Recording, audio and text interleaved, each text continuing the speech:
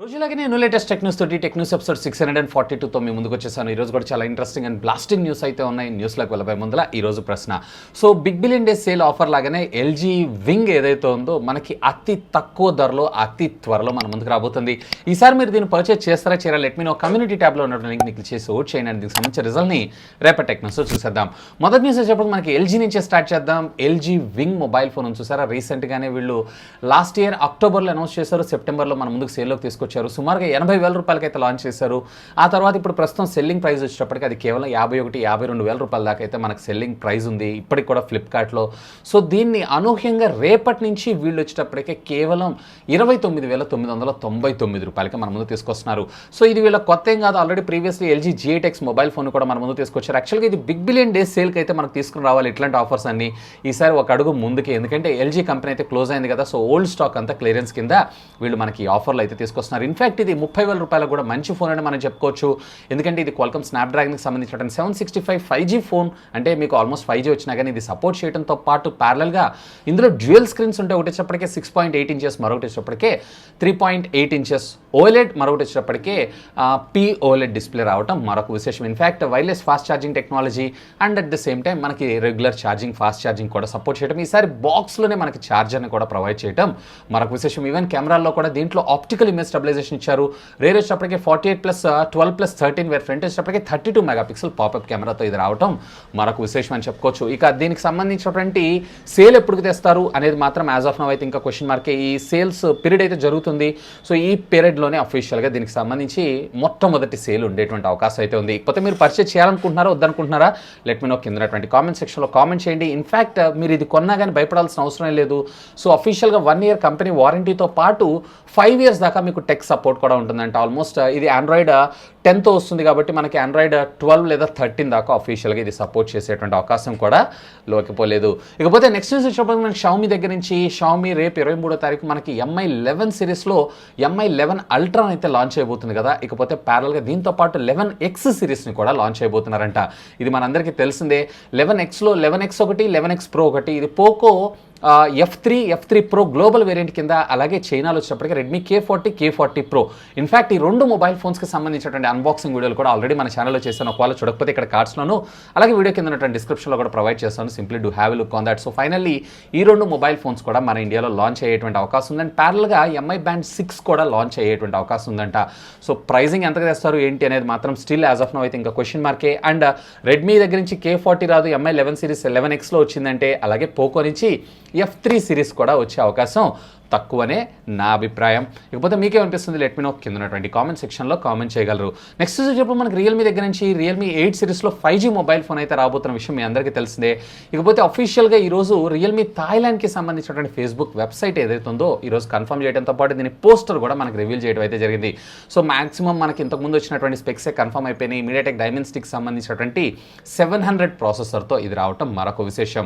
So ఏం లేదు, almost similar specs ఉంటాయి, కాకపోతే దాంట్లో 5G మాత్రం రాబోతుంది. అండ్ మన ఇండియాలో వచ్చేటప్పటికి April 22న అఫీషియల్గా అనౌన్స్ చేసేటువంటి అవకాశం ఉందని చెప్పి ఒక రూమర్ అయితే వస్తుంది. Let us hope for the best.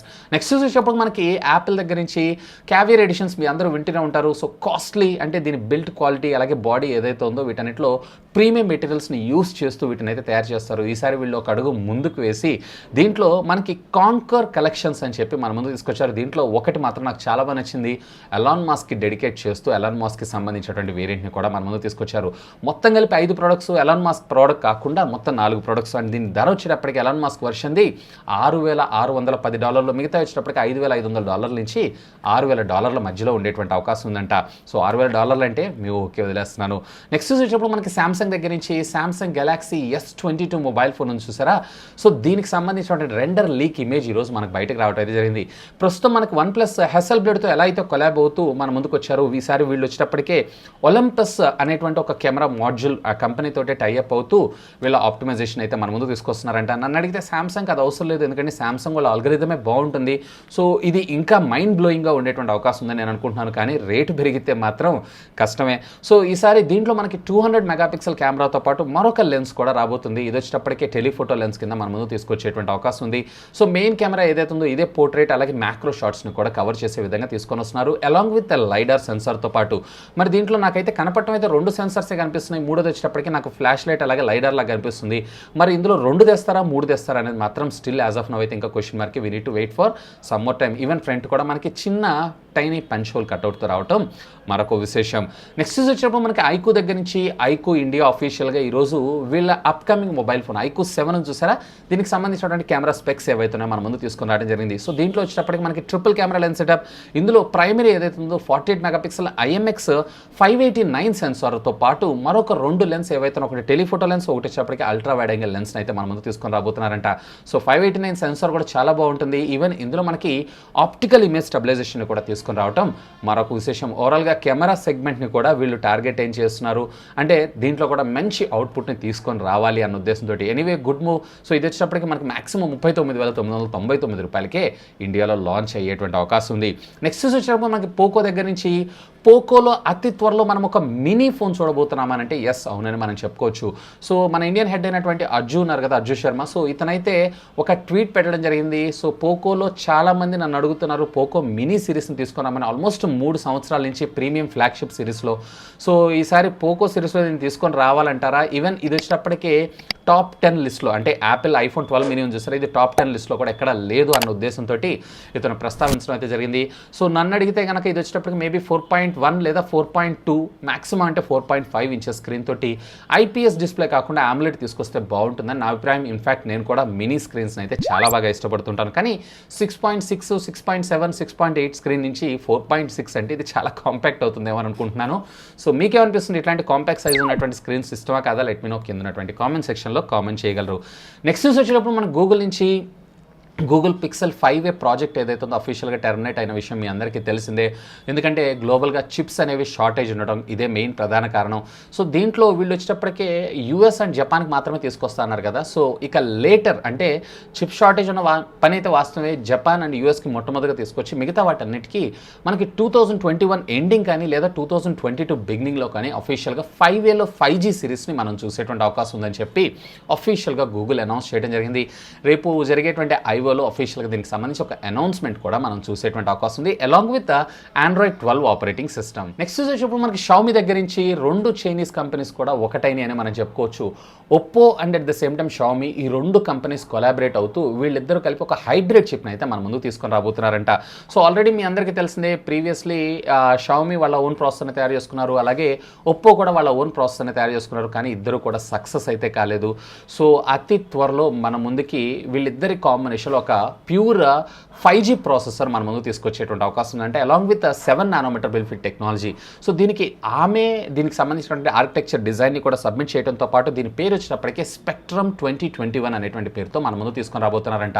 ఒకవేళ ఇది కనుక సక్సెస్ అయిందంటే లైక్ యాపిల్ వాళ్ళ ఓన్ ప్రాసెసర్ తయారు చేసుకున్నట్లు, శాంసంగ్ కూడా వాళ్ళ ఓన్ ప్రాసెసర్ తయారు చేసుకున్నట్లు వీళ్ళిద్దరూ కలిసి వీళ్ళ ఓన్ ప్రాసెసర్ బోత్ మనం ఒప్పో ఫ్యామిలీ అంటే వివోలో కావచ్చు, OnePlusలో కావచ్చు, రియల్మీలో కావచ్చు, ఇటు వచ్చేటప్పటికే రెడ్మీ, పోకో ఇట్లాంటి వాటన్నిటిలో కూడా ఇదే ప్రాసెసర్ మనం చూసేటువంటి అవకాశం ఉంది. ఇంకా ఆపరేటింగ్ సిస్టమ్ కూడా మరింత ఆప్టిమైజ్డ్గా పెర్ఫామ్ చేసేటువంటి అవకాశం అయితే ఉంది.